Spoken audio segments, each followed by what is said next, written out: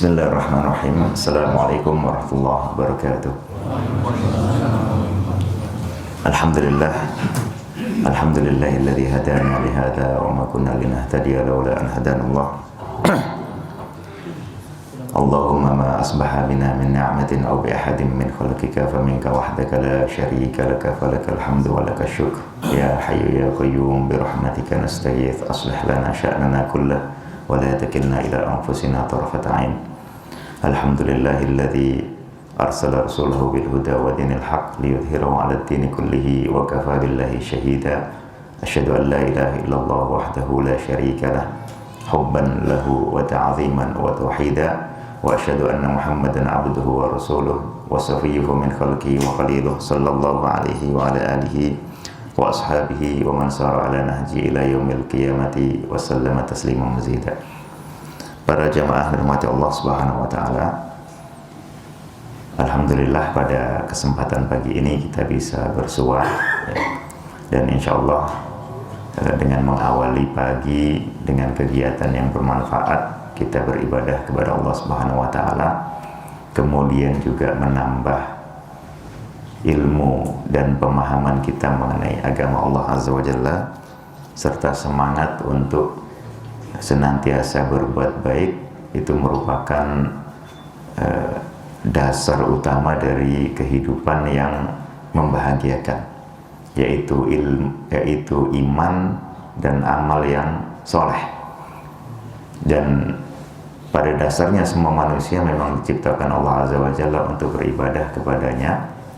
Akan tetapi Allah juga memberitahukan bahwa semua manusia itu, atau setiap manusia itu pada dasarnya dia merugi. Apa yang sebetulnya dia miliki tidak berhasil membuahkan untung, kecuali orang-orang yang memang beriman dan beramal soleh.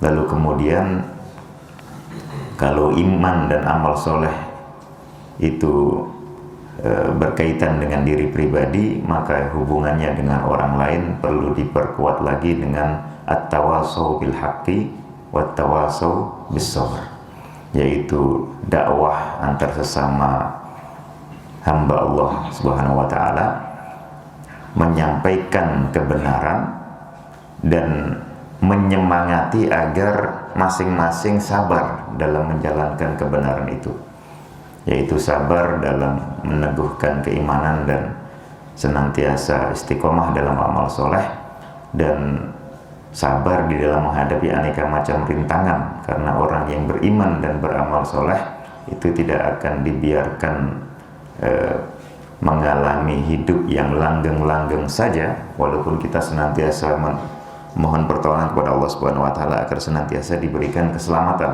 tapi tetap tantangan hidup itu akan selalu ada. Di sini dituntut seseorang untuk punya kesabaran. Salah satu kesabaran yang juga perlu dimiliki ya, adalah sabar di dalam mendalami ilmu pengetahuan dan wawasan yang benar. Seorang ulama, dikutip ucapannya oleh Imam Muslim Ibn Hajjaj ya, penulis buku Sahih Muslim, yaitu muridnya Imam Al-Bukhari, yang mempunyai buku kedua paling terkenal yang menghimpun hadis-hadis sahih dari Rasulullah SAW. Ya, ucapan ini beliau kutip di sela-sela periwayatan berbagai macam cabang persanatan sebuah hadis, yang saya rasa semua pembelajar dan penuntut ilmu mengetahui, yaitu la yunalul ilmu birahatil jasadi. Ilmu dalam arti yang matang ya, itu tidak didapatkan dengan badan yang santai-santai. Jadi memang dia memerlukan kerja keras. Seseorang mungkin perlu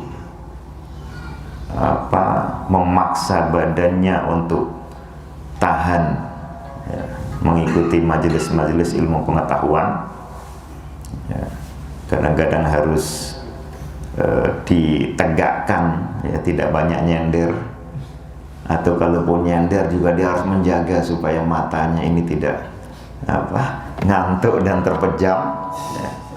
Kalaupun terpejam juga dipaksakan supaya bisa lanjut terus gitu.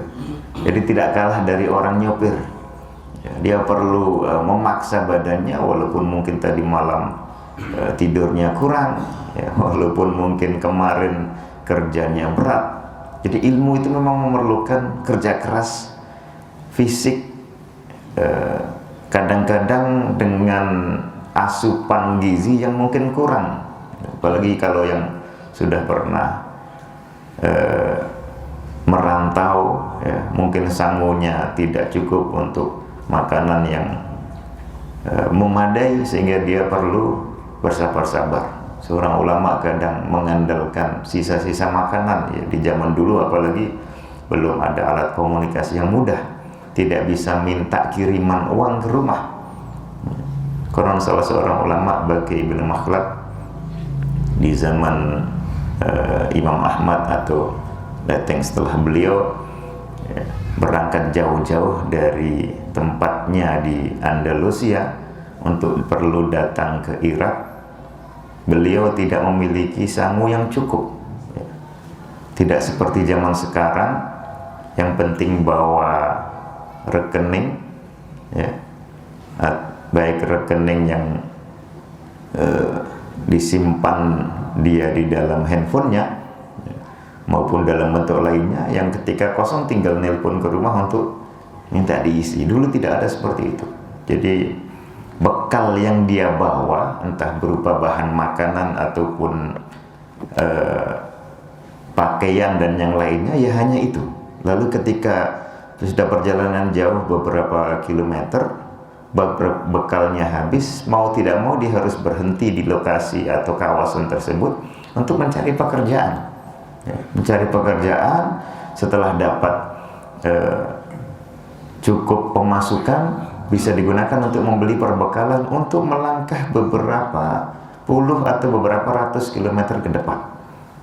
Nanti di sana juga begitu lagi dan seterusnya sampai kemudian tiba di lokasi yang dituju.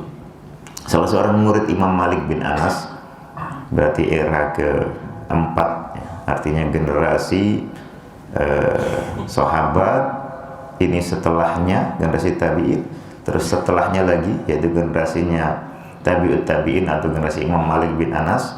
Ini generasi yang setelahnya lagi perlu datang jauh-jauh, misalnya Imam Yahya ibn Yahya al-Laythi dari Andalusia untuk datang pergi ke Madinah juga untuk mendapatkan kesempatan berguru kepada seorang ulama besar yaitu Imam Malik bin Anas al-Asbahi pada masa itu. Sehingga tidak heran ketika di sela-sela istirahat seperti halnya kita kalau sekolah atau mengaji ada masa-masa jeda ya, ketika seorang pembelajar atau santri itu ngaso. Sini ngaso juga bahasanya ya. Saat itu para muridnya Imam Malik keluar melihat seekor gajah lewat, pada senang karena ini hewan langka saat itu. Lalu tiba-tiba Imam Yahya bin Yahya ini tetap duduk di depan Imam Malik. Imam Malik bertanya, kenapa kamu tidak keluar ya, untuk melihat gajah? Walaysa bibaladik, sementara hewan ini tidak ada di kampungmu. Ya, ini sesuatu yang kesempatan.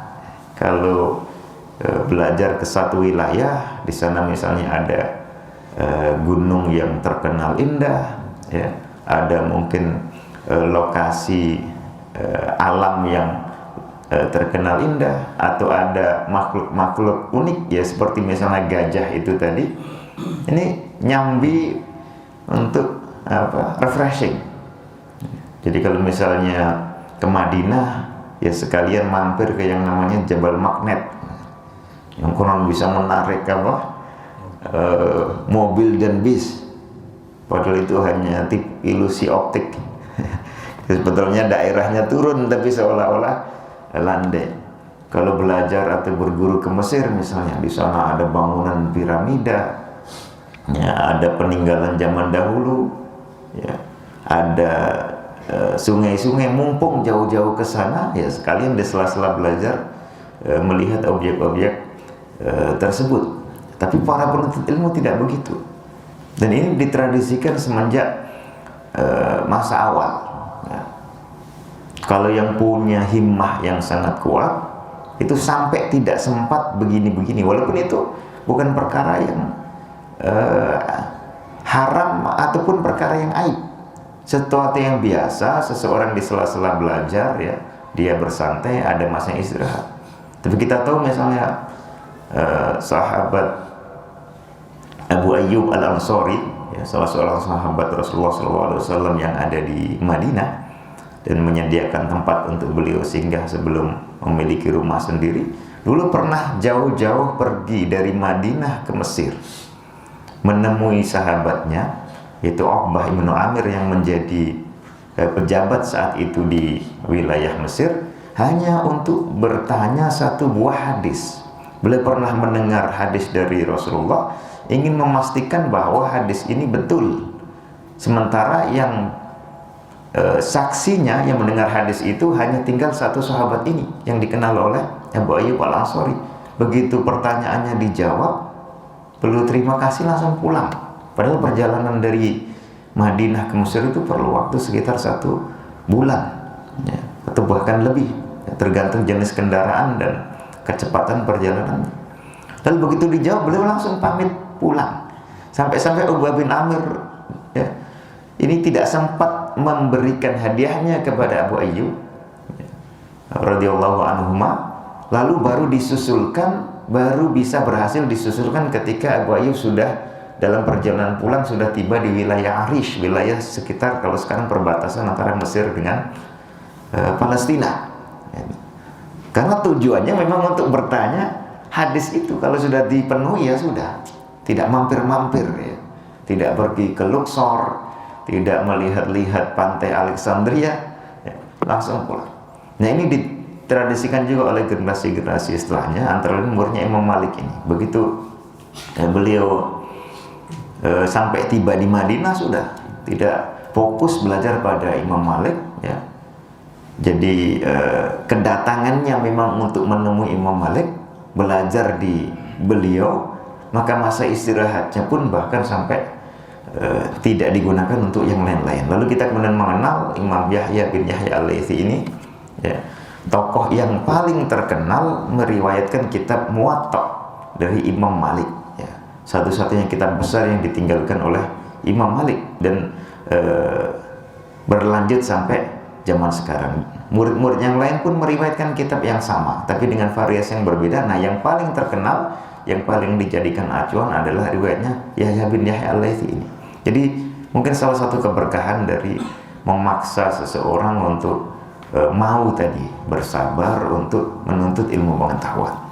Nah, saya sengaja menyampaikan poin ini supaya nanti setelah pengajian, ya, kita tidak hanya membahas tema yang diminta untuk Al-Fakir sampaikan ini, yaitu akibat dari salah paham, ya, tapi kita juga punya semangat bagaimana untuk menghindari kesalahpahaman itu, lalu semangat mencari pemahaman yang benar untuk kemudian kita anut dan kita ikuti.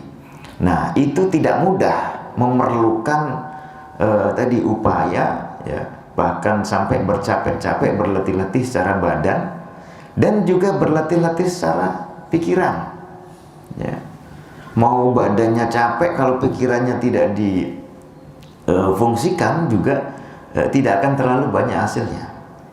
Dan itu kita bisa rasakan dalam kehidupan sehari-hari, khususnya dalam suasana orang belajar, entah di sekolah, entah di pesantren, ya, entah di kampus atau universitas. Dalam satu kelas kadang jejer berapa santri atau mahasiswa, ya, mungkin sama-sama tidak ngantuk, sama-sama tidak loyo, tapi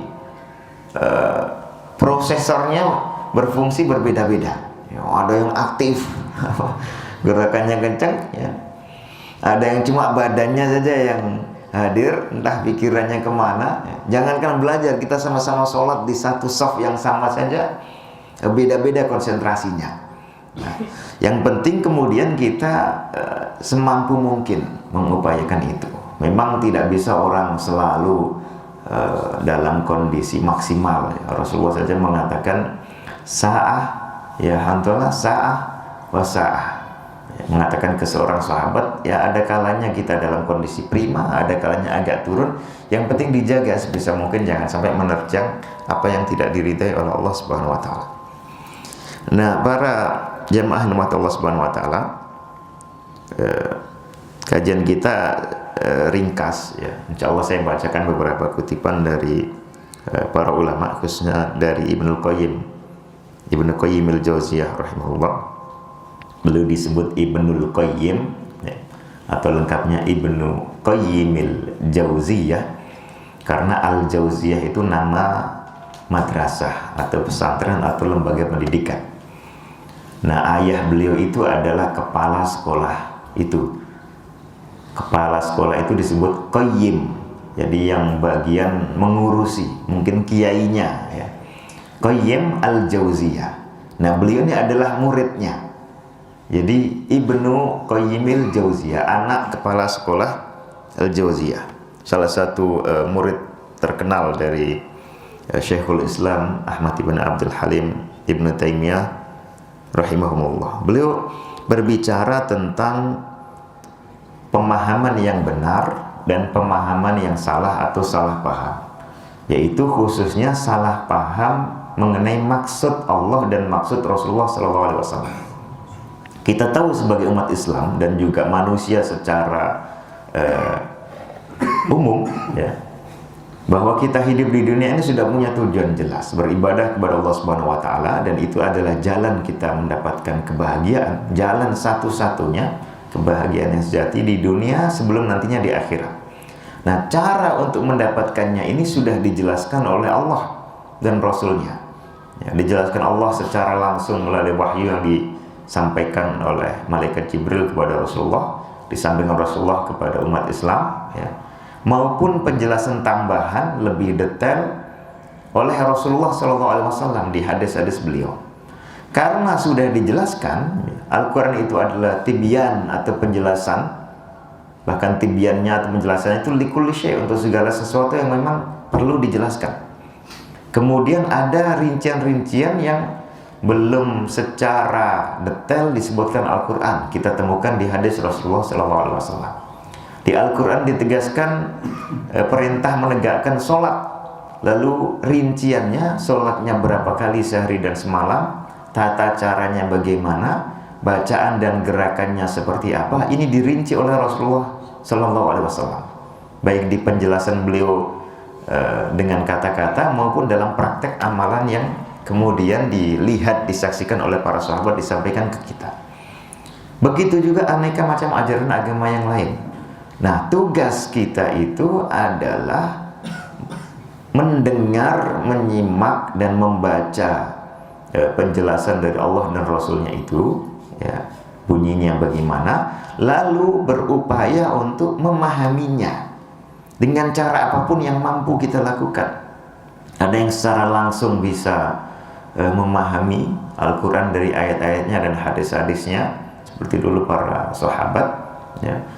Kemudian ada yang memerlukan perantara ya, berupa guru-guru yang menjelaskan, mulai dari belajar bahasa Arabnya dia perlu guru, kemudian nanti belajar kandungan dari ayat-ayat itu atau hadis-hadis, seperti yang juga sudah dijelaskan oleh para ulama sebelumnya sampai zaman sahabat seperti apa ya. Lalu kemudian ketika ada ayat-ayat atau hadis-hadis ya, yang misalnya dirasa berbenturan ya, dia juga memerlukan penelitian, mempelajari penelitian para ulama sebelumnya, memahami hal itu dan seterusnya. Ketika ada ayat atau hadis yang mengandung kosakata yang tidak begitu dikenal orang banyak, dia perlu merujuk pada para pakar bahasa Arab, apa kira-kira maksud dari itu. Nah, berbagai macam cara, sarana, dan memerlukan rujukan tokoh maupun para ahli, yang intinya adalah dia sampai pada titik apa sebetulnya yang dimaksud oleh Allah, apa yang sebetulnya dimaksud oleh Rasulullah, apa perintah yang disampaikan, apa larangan yang disampaikan, sehingga ini bisa dijalankan. Nah, oleh karena itu memahami ini satu dasar yang sangat penting. Kekeliruan juga berangkat dari kesalahpahaman, atau lengkapnya kekeliruan itu ada 3 ya.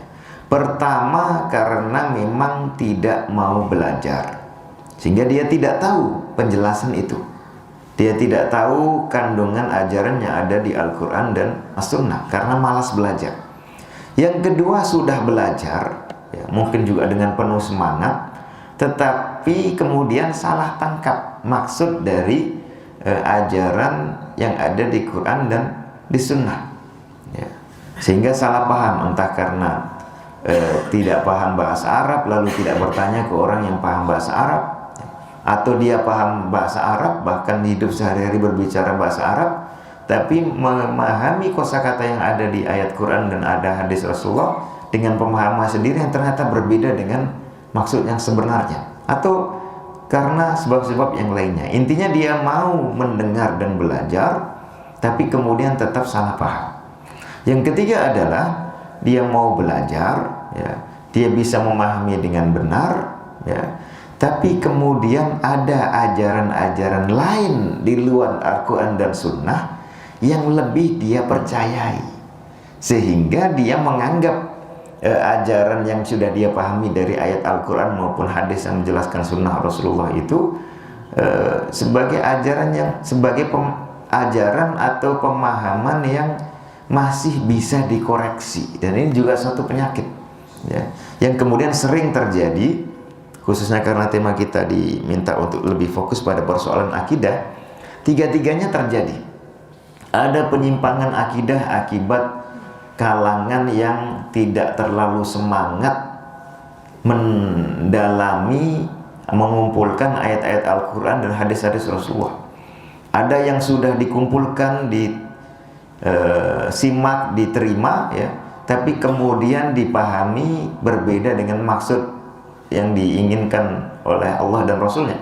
Ada yang sudah paham apa maksudnya, jadi memang jelas ayatnya begini ya, artinya seperti ini, hadisnya begini, artinya seperti ini, tapi dianggap ini masih bisa dikoreksi, entah dengan filsafat yang diimpor dari India maupun Yunani ya, entah dengan budaya yang dia terima dari Persia atau Cina ya, entah dengan pemikiran-pemikirannya sendiri. Ini juga sering terjadi penyimpangan akibat itu. Nah, kita fokus pada penyimpangan yang akibat salah pemahaman.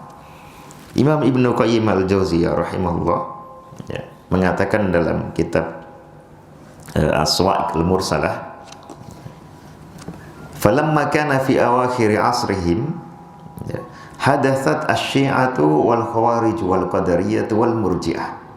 Nah, di akhir-akhir masa sahabat, jadi kalau pada zaman sahabat ketika Rasulullah masih hidup, rujukan pemahaman jelas, yaitu Rasulullah. Kitabnya pun satu dan jelas, yaitu Al-Quran ya. Sehingga mereka memahami Al-Quran, memahami hadis Rasulullah. Lalu kalau ada perbedaan pendapat, mereka rujuk kepada Rasulullah, tinggal ditanyakan lalu Rasulullah menyelesaikan perbedaan itu. Kemudian di masa setelah beliau, ketika digantikan oleh Khulafa Rasyidun, juga mereka masih dalam kalangan terbaik umat ini ya. Relatif tidak ada perbedaan paham yang sampai mengakibatkan munculnya sekte-sekte yang bertentangan secara akidah. Nah, tapi di masa-masa akhir itu barulah mulai muncul sekte-sekte ini. Boleh menyebutkan ada sekte Syiah ya, yang berlebihan di dalam mencintai Ali bin Abi Thalib radhiyallahu anhu dan ahlu baitnya Rasulullah ya, dari kalangan selain istri-istri beliau. Kemudian kalangan Khawarij ya, Khawarij dan Syiah ini sama-sama muncul di masa akhir-akhir Khulafa Rasyidun, masa kekhalifahan Ali bin Abi Thalib radhiyallahu anhu ya. Syiah punya kesalahpahaman bahwa, dan Syiah ini bermacam-macam, tapi yang paling inti adalah pemahaman menganggap bahwa sepeninggal seorang Rasul, yaitu Nabi Muhammad SAW selaku Nabi dan Rasul yang terakhir, harus ada penerus ya, tokoh yang maksum, yang tidak mungkin salah, yang melanjutkan pemberian ajaran sehingga mereka memerlukan imam yang dianggap maksum. Jadi secara bebas dari kekeliruan di dalam menjelaskan itu setara dengan seorang nabi dan rasul.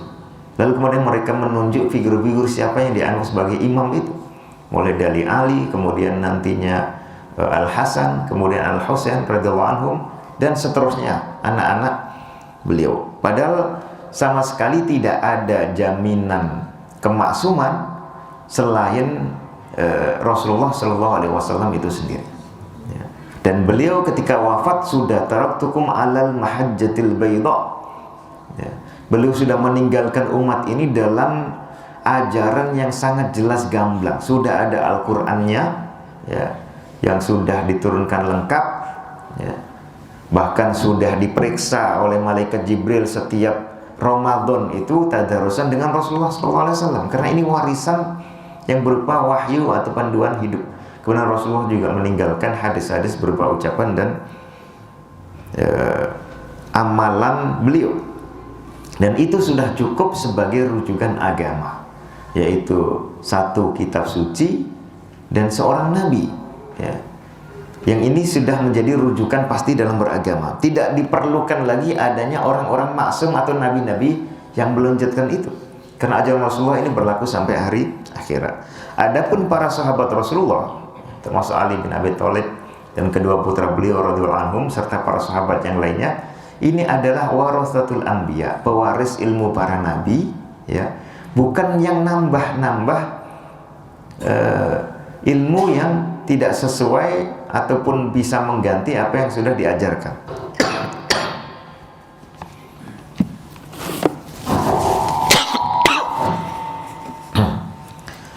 Nah, kalangan Khawarij ini nanti muncul kesalahpahaman double, ya, mengenai status dari orang yang melakukan dosa besar. Lalu apakah yang dilakukan oleh Khalifah Ali, ya, ketika berunding dengan pihaknya, ya, Muawiyah bin Abi Sufyan, ya, yang waktu itu diwakili dari pihak Ali oleh Abu Musa al-Ash'ari, dari pihak Muawiyah bin Abi Sufyan oleh Amr ibn al-As, dan ini semua adalah sahabat Rasulullah radhiyallahu anhum. Apakah itu yang dilakukan itu merupakan satu dosa atau dosa besar ataukah tidak? Ya. Khawarij salah paham bahwa kita menjadikan Al-Quran sebagai pemutus perkara, ya, itu berarti tidak boleh ada musyawarah ataupun diskusi antar manusia, antar ulama untuk kemudian memutuskan perkara. Itu disalahpahami sebagai bertahkim atau menjadikan hakim itu di luar Al-Quran. Padahal mereka berdua berbicara mengenai perkara yang lebih spesifik, yang panduannya tidak keluar dari panduan Al-Quran. Ini dipahami, disalahpahami, ya, keluar dari Al-Quran. Lalu kemudian muncul lagi teori penyimpangan, menganggap bahwa kalau orang sudah berdosa maka dia sudah kafir. Kalau sudah kafir tidak layak ditaati, bahkan harus diperangi. Ini pemahaman dari Khawarij.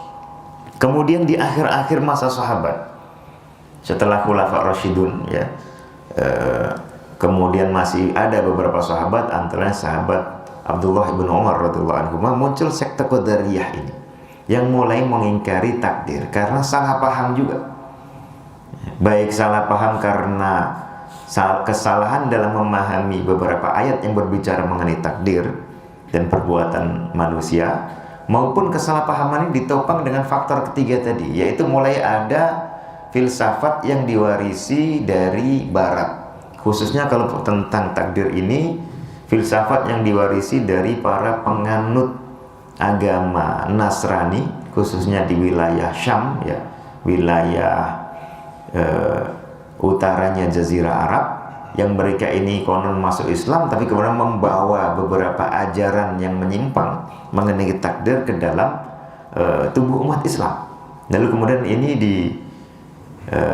dibedah oleh para sahabat, khususnya Ibnu Umar radhiyallahu anhu, dan kemudian para tabi'in setelah beliau, ya, yang kemudian akhirnya ketahuan bahwa ternyata sumbernya adalah kesalahpahaman.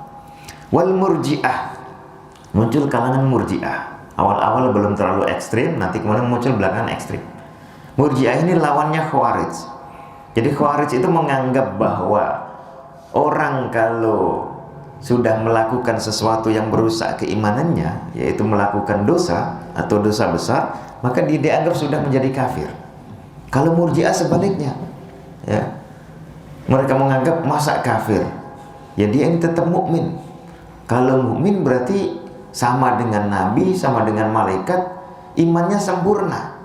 Nah, dua-duanya punya kesalahpahaman yang sama, menganggap bahwa iman itu satu kesatuan yang tidak bisa dikurangi, ya, tidak bisa bertambah, tidak bisa berkurang. Kalau kurang ya kurang langsung habis, ya. Kalau dia tidak kurang ya dianggap masih terus-terusan sempurna. Padahal pemahaman seperti yang dijelaskan oleh para ulama ahlu sunnah dan juga ditegaskan di Quran dan hadis, iman itu bertingkat-tingkat dan dia isinya banyak, ya. Dia terus bisa bertambah dan meningkat sampai tidak ada batasnya, dan dia bisa terus-menerus berkurang atau turun sampai kemudian habis, sehingga seseorang menjadi kehabisan iman atau menjadi kafir atau murtad. Nah, di antara ini ada berbagai macam jenjang. Nah, sehingga seseorang bisa saja belum menjadi kafir atau murtad, tapi imannya juga tidak lagi iman yang mutlak atau sempurna. Masih dianggap sebagai seorang muslim, tapi keimanannya berada di level tertentu yang masing-masing orang berbeda. Dia bisa bertambah keimanan itu dengan bertambahnya ilmu agama dan ketaatan. Setiap kali seseorang bertambah ilmu, itu imannya bertambah. Setiap kali seseorang bertambah amalan solehnya, imannya juga bertambah. Kemudian bisa kurang dengan kurangnya, ya, ilmu yang semula diketahui dilupakan, ilmu yang semula dipahami kemudian dirusak oleh pemikiran yang lain, itu imannya bisa berkurang. Atau amalannya berkurang, ya, ataupun amalannya dirusak oleh kemaksiatan, naudzubillah. Nah, jadi munculnya sekte-sekte yang menyimpang ini dasarnya, ya, adalah karena kesalahpahaman. Maka beliau mengatakan, faba'udu 'anin nuri alladzi kana 'alaihi awailul ummah. Maka mereka pun menjadi terjauhkan dari cahaya, ya, ajaran yang gamblang yang dulu dipijak oleh generasi pertama dari umat ini. Wa ma'ahadza lam yufariquhu bil kulliyah. Nah, walaupun mereka sudah semakin menjauh dari cahaya Islam dan sunnah ini, mereka belum secara total keluar dari wilayah Islam. Bal kanu lin nususi mu'azzimin. Ya, mereka belum sepenuhnya menjauh secara total. Mereka masih tetap menghormati Al-Quran dan hadis, yaitu kalangan Syiah, Khawarij, Qadariyah dan Murji'ah. Wabiha mustadillin, mereka menggunakannya untuk berdalil. Jadi kalangan yang menyimpang pun seringkali menggunakan dalil ayat-ayat Al-Quran atau hadis. Walaha 'alal uquli wal ara'i muqaddimin, mereka mendahulukan itu dibanding pemikiran atau opini dari akal.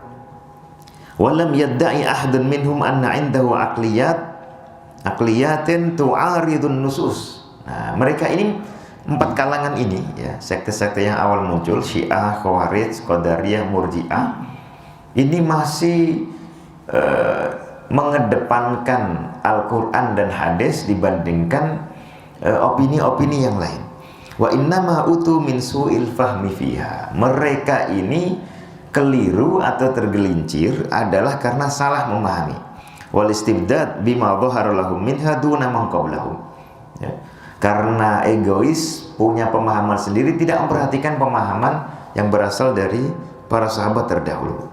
Baru nanti di masa berikutnya muncullah sekte misalnya Al-Jahmiyah, yang mereka ini bukan hanya tergelincir atau menyimpang karena salah paham terhadap ayat atau hadis, tapi bahkan tidak memposisikan ayat atau hadis itu sebagai rujukan ilmu pengetahuan. Ini yang tadi saya bilang, faktor yang ketiga ini lebih bahaya lagi, ya. Kalau orang salah di dalam memahami ayat, ya, orang salah di dalam memahami hadis, ya, itu masih lebih mending ya, karena masih bisa sekedar disadarkan bahwa ayatnya itu maksudnya begini loh, hadisnya itu maksudnya seperti ini, sehingga dia dengan mudah lebih mudah untuk kembali kepada kebenaran dibanding dengan orang yang menganggap oh ini hadisnya hadis ahad, walaupun sahih tidak bisa dipakai dalam dasar akidah. Ini kan repot. Berapapun hadis kita kumpulkan ya, jelas pemahamannya tetap tidak dia terima. Atau dibawakan ayat, dia bilang ayat Quran ini kan dalil nakli, dalil samai, dia tidak bisa begitu saja diyakini ya. Bisa jadi maksudnya berbeda ya. Walaupun sudah sangat gamblang ayatnya, para ahli tafsir sudah ijma sepakat maksud dari ayat itu, dia masih bisa mengelak. Bisa jadi ada maksud lain, bisa jadi ada maksud yang berbeda, bisa jadi ada alasan lain yang membuat ayat ini tidak bisa diterima. Nah, ini lebih repot lagi. Itu muncul di era belakangan ya. Kemudian beliau menegaskan ya, wa hal auqa'al qadariyata wal murji'ata wal khawarij wal mu'tazilah wal jahmiyah wal rafidah. Nah, ini mulai menyebutkan sekte Mu'tazilah dan Jahmiyah. Nah, kalangan Jahmiyah ini dikenal tadi bukan hanya salah paham di dalam menangkap maksud dari ayat atau hadis, tapi dia bahkan salah paham dalam mencari kebenaran itu secara mendasar ya. Jadi hasil pemikiran atau opini sendiri maupun filsafat yang diimpor dari timur atau barat dikedepankan dibandingkan ayat-ayat atau hadis-hadis. Wasaira at-tawaif ahlal bid'ah illa su'ul fahmi anillahi wa rasulih.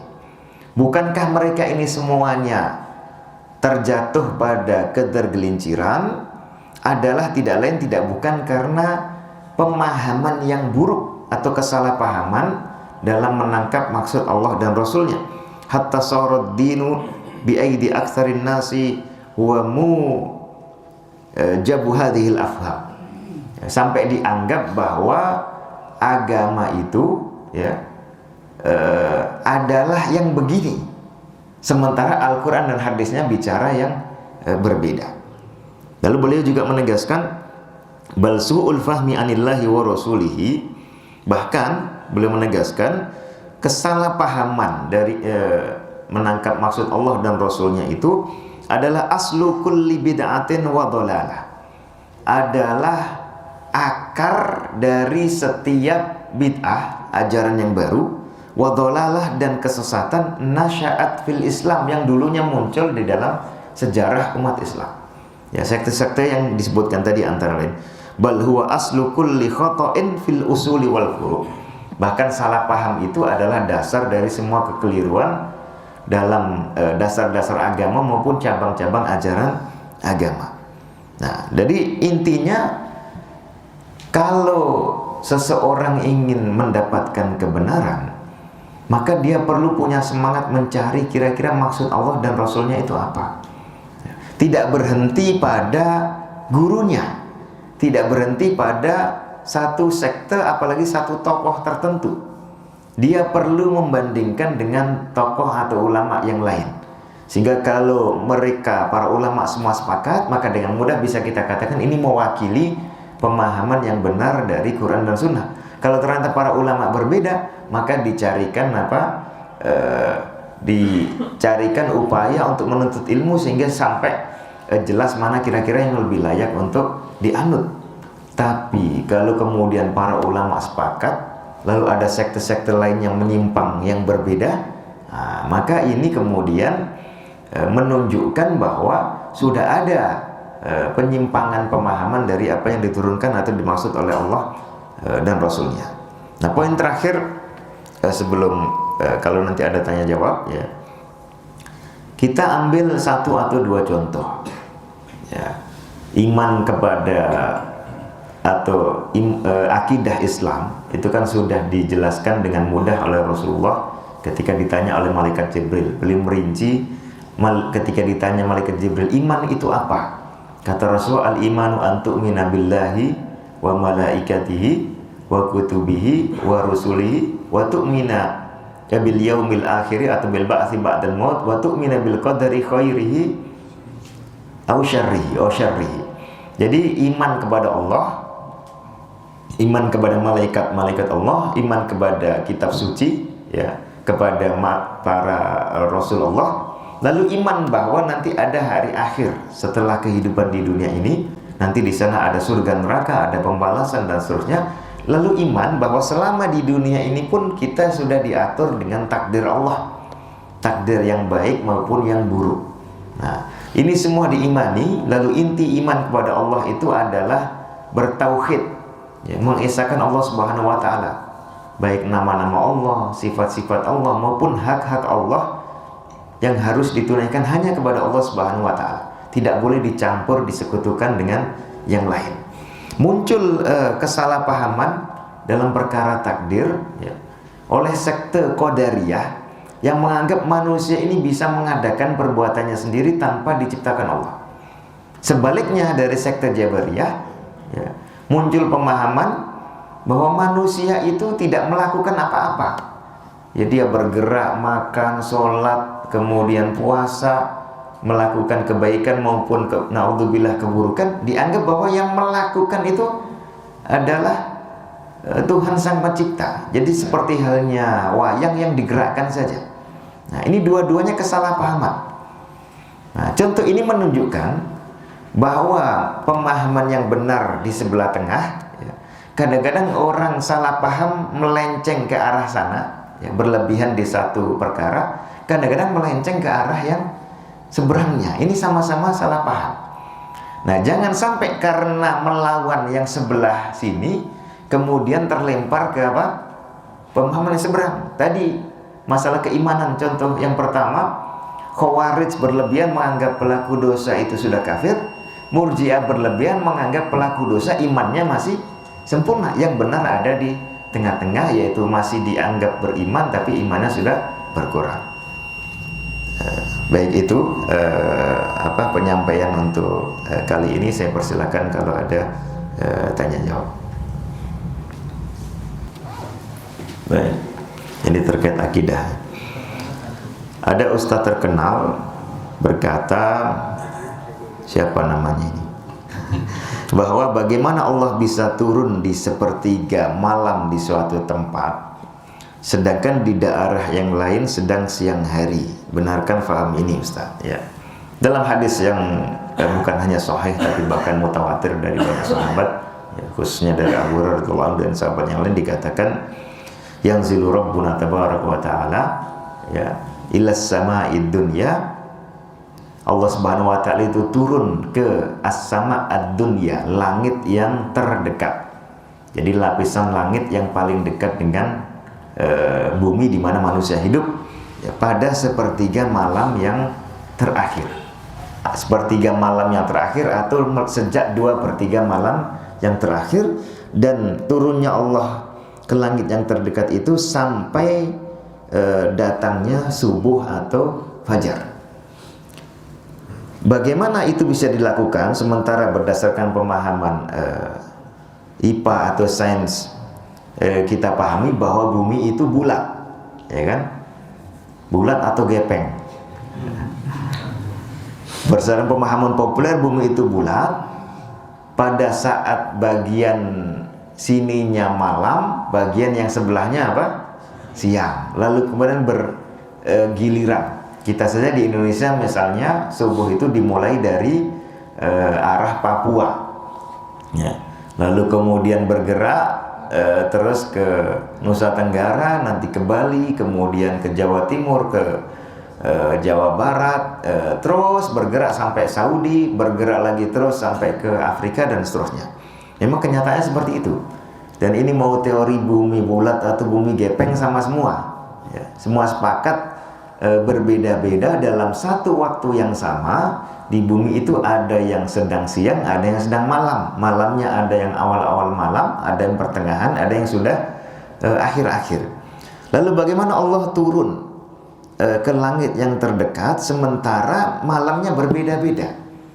Ya tidak usah pusing, ya.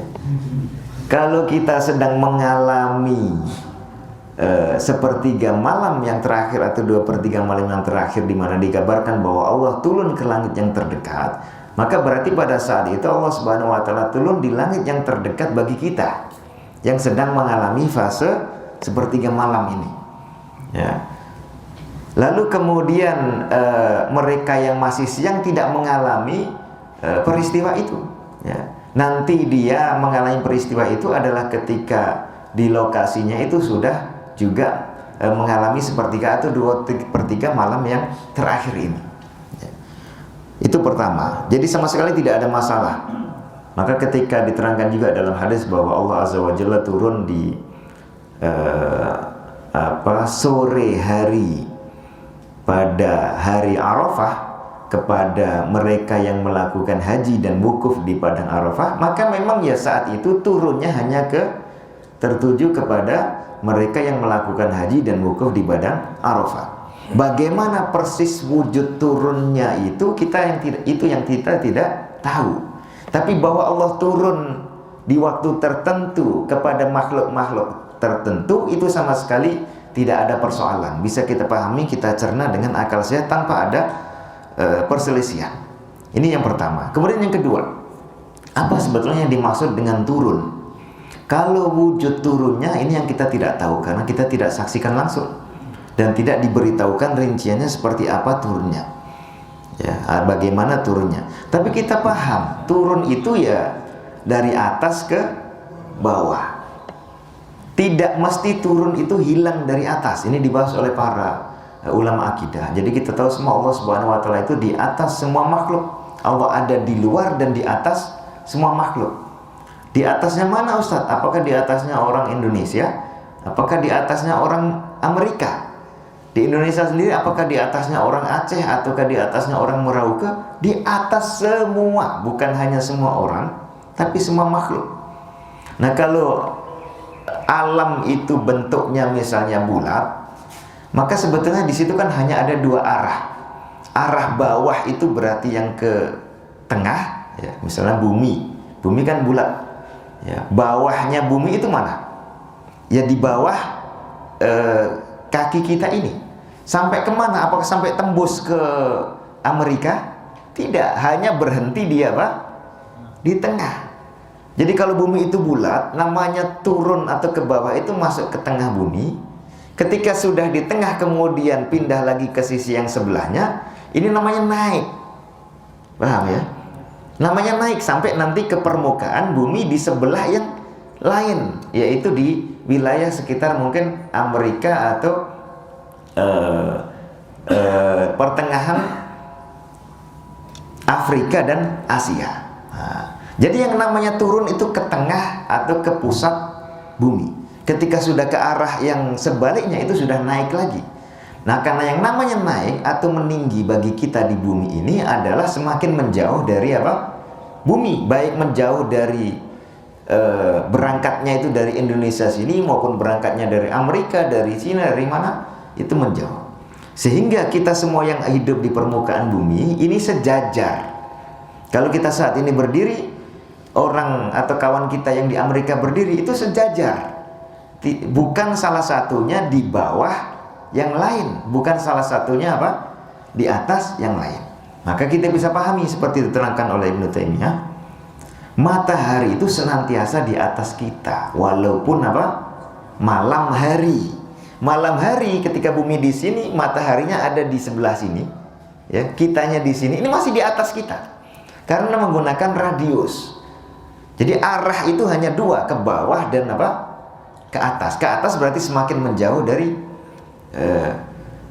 bumi. Maka kita bisa katakan bahwa para malaikat yang tinggal di langit, katakanlah langit yang kedua, langit lapis yang ketiga, ya semakin jauh dari bumi, itu senantiasa di atas kita. Tidak bisa kita katakan, wah saya sekarang di atasnya malaikat hanya gara-gara buminya muter. Ya, itu orang salah paham. Ini akibat salah paham menjadi mengingkari sebuah akidah. Ini salah satu contoh akibat itu terjadi di banyak kalangan. Silakan. Sehingga langit yang ketujuh itu senantiasa berada di atas kita semua penduduk bumi. Sehingga kursi Allah Azza wa Jalla yang ada di langit yang ketujuh itu juga senantiasa ada di atas kita. Arsy atau singgasana Allah Azza wa Jalla yang ada di atas kursi itu juga senantiasa ada di atas kita. Apalagi Allah Azza wa Jalla yang tidak bisa kita bayangkan wujudnya, yang dia ini ada di luar, sehingga berarti di atas seluruh alam semesta, di atas seluruh makhluk. Nah, kalau di atas, bagaimana dia bisa turun? Ini kan pertanyaan yang berikutnya. Turun itu artinya mendekat ke yang lebih bawah, tidak harus hilang dari atas. Ini ditegaskan oleh Imam Ishaq bin Rahuyah, Imam Ahmad bin Hanbal, ya, dan para imam mutaqaddimin.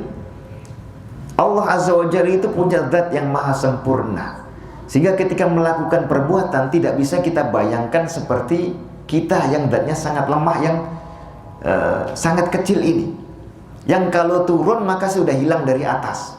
Ya, kalau kita tinggal di lantai 10 turun ke lantai 1 sudah tidak ada lagi, tidak di atas lagi. Tapi Allah Azza wa Jalla tidak begitu. Allah Azza wa Jalla bisa turun dengan tetap dia ini ada di atas dan bersemayam di atas arsy-Nya. Karena turun ini juga setiap saat dilakukan.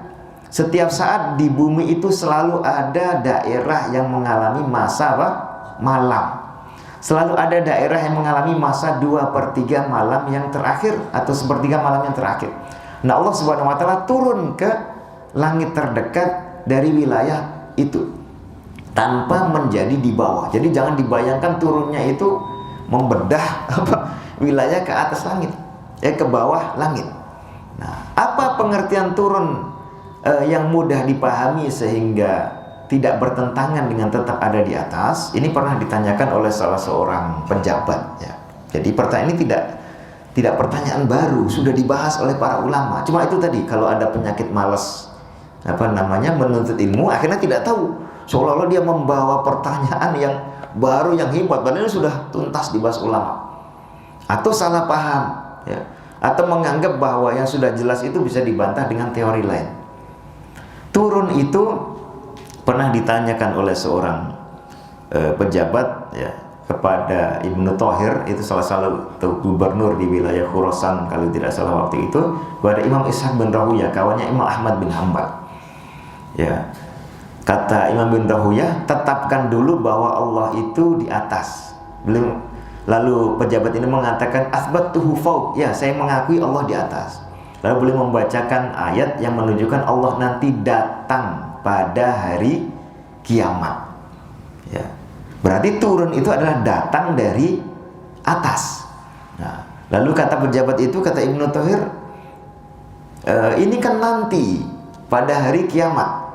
Lalu kata Imam Ishaq, yang bisa datang nanti hari kiamat, siapa yang menahannya? Dia tidak bisa datang saat ini.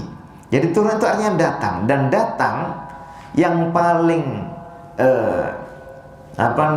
terpenuhi makna datang secara minimal itu adalah mendekat. Jadi Allah turun ke langit yang terdekat, ya, atau langit yang paling bawah di 1/3 malam atau di 2/3 malam yang terakhir atau di waktu kapan saja, itu bisa kita pahami Allah mendekat ke langit tersebut, ya, tanpa kemudian meninggalkan arsy. Bagaimana caranya Allah yang tahu, ya, tapi itu tidak mustahil secara akal sehat. Ya, karena Allah bisa mendekat, ya, misalnya dengan cara tajalli kepada siapa saja makhluknya tanpa harus melalui perantara. Kita ingat kisahnya Nabi Musa alaihissalam, ya. Beliau kan minta diperlihatkan Allah. Nah, lalu Allah mengatakan kalau gunungnya ini bisa tahan, kalau aku akan menampakkan diri kepada gunung ini, kalau gunungnya bisa tahan maka engkau akan bisa melihatku. Artinya apa? Pada saat itu Allah turun atau mendekat dengan menampakkan diri kepada gunung di mana Nabi Musa berdiri. Lalu gunung ini begitu nampak Allah Subhanahu wa taala, akhirnya tidak bisa menahan diri, ya. Goncang tidak karuan, Nabi Musa pun akhirnya pingsan, tidak bisa bertahan. Jadi cukup dengan menampakkan diri itu sudah memenuhi pengertian mendekat kepada makhluk tersebut atau turun kepada makhluk tersebut tanpa harus hilang dari posisinya semula. Nah, kira-kira bisa dipahami. Jadi intinya adalah ini sama sekali tidak mengganggu keabsahan dari akidah itu, apalagi kita bicara tentang perkara yang gaib. Dan ternyata ini juga sudah dibahas oleh para ulama. Jadi jangan sampai hanya sekedar dari pertanyaan atau syubhat enteng atau sederhana seperti ini, akidah yang diriwayatkan secara mutawatir dari Rasulullah itu kemudian diingkari. Justru akidah itu dipegang kuat, lalu aneka macam syubhat bisa kita bantah insya Allah dengan itu. Nah, wallahu a'lam. Kemudian pertanyaan yang kedua, ini masih terkait akidahnya tentang asma sifat, yang meyakini Allah Subhanahu wa taala di atas arsy dibilang sebagai berpahaman mujassimah. Ya orang bilang itu macam-macam. Dikatakan oleh para ulama, ya, khususnya masa Imam Ahmad dan murid-murid beliau, saat itu ahlu sunnah biasa diberikan gelar-gelar, ya, gelar-gelar yang aneh-aneh. Oleh Syiah mereka diberikan gelar nasibah atau nawasib, orang yang memusuhi ahlul bait. Hanya gara-gara tidak mengakui Ali sebagai orang yang maksum, dianggap apa?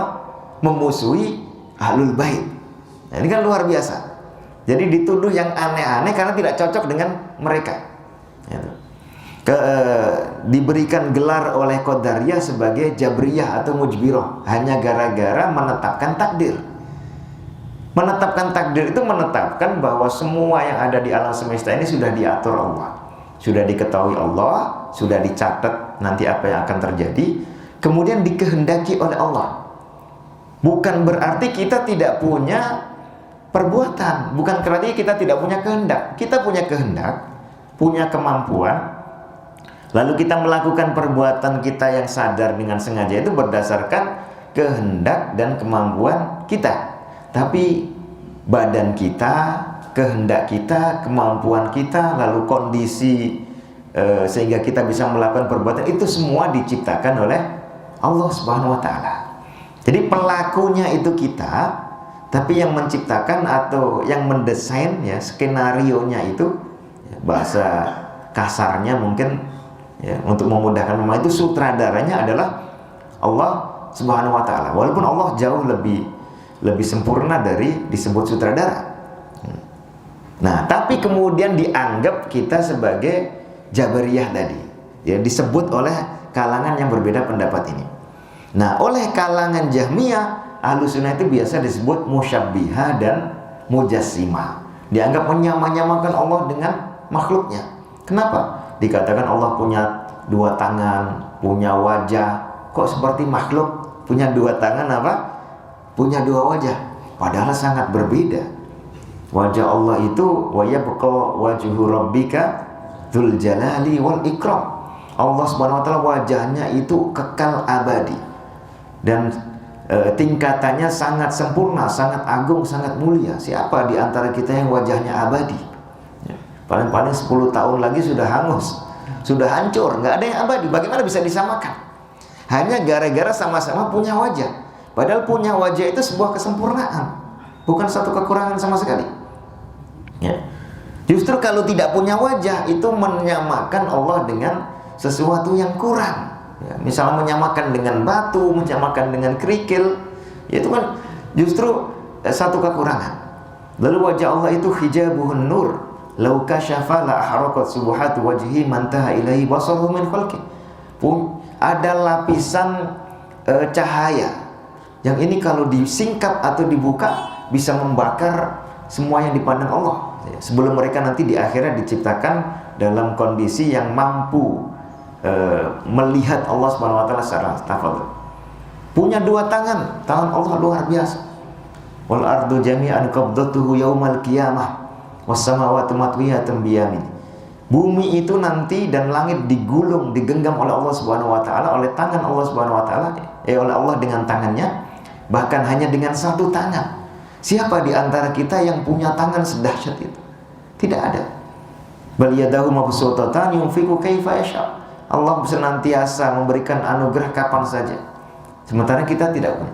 Jadi hanya gara-gara punya tangan itu tidak berarti menyamakan Allah dengan makhluknya. Justru kita menunjukkan tangan Allah beda dengan tangan makhluknya. Tangan Allah maha sempurna, tangan manusia sangat kurang.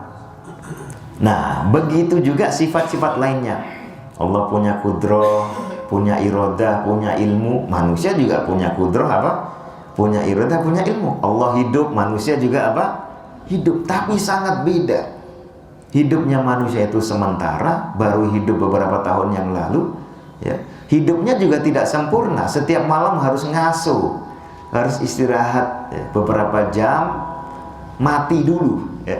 Bismika Allahumma ahya wa amut. Lalu nanti bangun, alhamdulillahilladzi ahyana ba'dama amatan. Hidupnya tidak sempurna, tapi hidupnya Allah itu la ta'khudhuhu sinatun wala naum.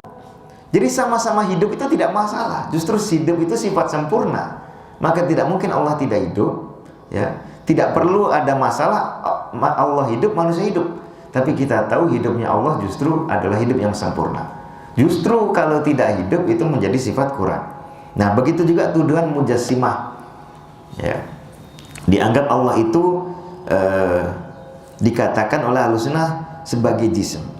Yang benar katanya adalah Allah ada tanpa tempat dan ruang waktu, ya. Bagaimana melihat hal itu? Nah, ini ucapan bid'ah. Akidah bid'ah itu biasanya ada sedikit benarnya, sisanya keliru. Ini dicampur, ya. Seperti gado-gado tapi mayoritasnya sudah basi. Mayoritas bahannya sudah basi. Kalau gado-gado masih segar semua enak, ya. Seperti ajaran yang benar, ada akidahnya, ada fikihnya, ada akhlaknya, ya. Ada sirah nabawiyahnya, tapi semuanya bagus, dicampur, ya, saling melengkapi. Ini benar, gado-gado yang bagus. Tapi ini tidak, ada sedikit kebenarannya, sisanya campuran sudah basi. Ya seperti pernyataan ini, Allah ada tanpa tempat dan waktu. Apa maksudnya? Kalau maksudnya adalah Allah ada pada saat tempat-tempat ini tidak ada. Kalau maksudnya adalah Allah ada tanpa tempat itu dalam arti tempat-tempatnya masih ada tapi Allah dianggap gak ada, ini tentu satu kekufuran yang jelas. Ya, tafadhol. Kalau maksudnya Allah ada tanpa ada waktu adalah ada waktu-waktu tertentu di mana Allah tidak ada, ini kan jelas apa? Kebatilan. Nah, jadi ajaran yang benar itu sudah jelas bahwa Allah Subhanahu wa taala itu ada di atas semua makhluknya. Itu satu. Yang kedua, Allah Subhanahu wa taala senantiasa aktif berbuat setiap harinya. Kulla yaumin apa? Huwa fi sya'nin. Setiap hari Allah selalu ada urusan yang ditanganinya. Nah, berarti justru sebaliknya, Allah itu di waktu kapan saja senantiasa aktif, lalu terhadap tempat mana saja Allah senantiasa di atasnya. Maka kalau yang dimaksud dengan Allah tidak bertempat adalah tidak ada wadahnya yang mewadahi, itu memang benar, karena tidak ada yang lebih besar daripada Allah Subhanahu wa taala. Allah ada di luar alam semesta, di atasnya. Lalu kalau yang dimaksud tanpa waktu adalah ada masanya Allah tidak ada, ya itu benar. Akan tetapi bukan diungkapkan dengan ungkapan seperti ini, ya. Maka para ulama salaf ada ungkapan akidah, diungkapan misalnya oleh Imam Syafi'i dan Imam Muhammad bin Zaid, ya. Belum mengatakan Allahu 'alal arsy yakrubu min ibadihi kaifa yasha, atau huwa 'alal arsy yaf'alu ma yasha. Nah, ini lawan dari pernyataan yang bid'ah ini. Jadi Allah ada di atas singgasananya. Nah, kita menetapkan Allah Maha Tinggi, ya. Wa huwal 'aliyyul 'azim, penutup dari apa? Ayat kursi. Lalu berbuat apa saja kapan saja sesuai dengan yang dikehendakinya. Nah, jadi kalau ada orang mengatakan Allah ada tanpa tempat, kita katakan yang benar Allah ada di atas semua tempat. Kalau dia mengatakan Allah ada tanpa waktu, kita katakan setiap waktu Allah senantiasa ada dan bebas aktif berbuat seperti yang dikehendakinya. Nah, ini cara termudahnya kita suguhkan yang benar. Ya, gado-gado tadi kita buang, kita sajikan yang apa? Yang sehat. Nah, Lalu sudah ada bandingannya, ini enak. Karena kadang-kadang kalau dibantah saja, terus mana gantinya? Mana apa alternatifnya? Oh, sudah tersedia. Yaitu Allah itu fa'alun lima yasha kulla yaumin huwa fi sya'nin, ya. Tsumma stawa 'alal 'arsy, dan seterusnya. Nah, barangkali itu semoga ada guna dan manfaatnya, dan kita berdoa kepada Allah Subhanahu wa taala senantiasa memberikan kita ilmu yang bermanfaat serta memudahkan kita untuk melakukan amal soleh. Kalau ada yang benar itu semata-mata dari Allah Azza wa Jalla. Wa nahmadullah ala dzalika. Kalau ada salah atau kurang semata-mata dari saya atau dari syaitan, dan kita memohon ampun kepada Allah Subhanahu wa taala. Aku qouli hadza wa astaghfirullah li wa lakum. Assalamualaikum warahmatullahi wabarakatuh.